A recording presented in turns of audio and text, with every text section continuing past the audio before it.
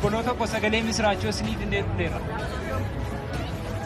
Innis cubbuu keessaniif furee kan ta'u, cubbuu keessaniif furmaata kan ta'u sagalee misiraachoo isiniif illee dhufeera. ኢየሱስ ክርስቶስ ያድናል። አሜን።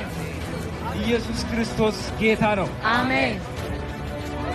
lafa kanarratti waaqa kanarratti gooftaa biraan hin jiru. ኢየሱስ ክርስቶስ duwwaadha. obboloota koo gooftaa biraan hin jiru. gooftaa biraa kan isin waaqeffatan hin jiru. gooftaa biraa kan isin sagaddaniif hin jiru. gooftaa biraa kan isin ofirratti moosifattan hin jiru. ኢየሱስ ክርስቶስ duwwaadha.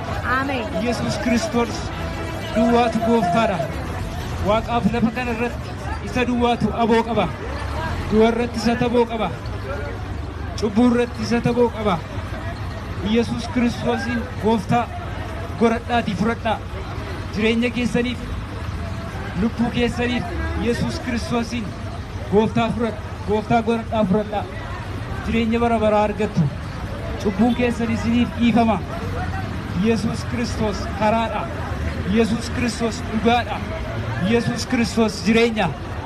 obboloota koo beekaa foolaalaan lafa kana jirtan na dhaggeeffadhaa.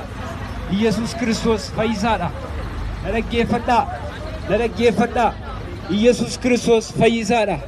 ኢየሱስ ክርስቶስ ያድናል. ኢየሱስ ክርስቶስ ያድናል. አሜን። ከኃጢአታቸው ያድናል።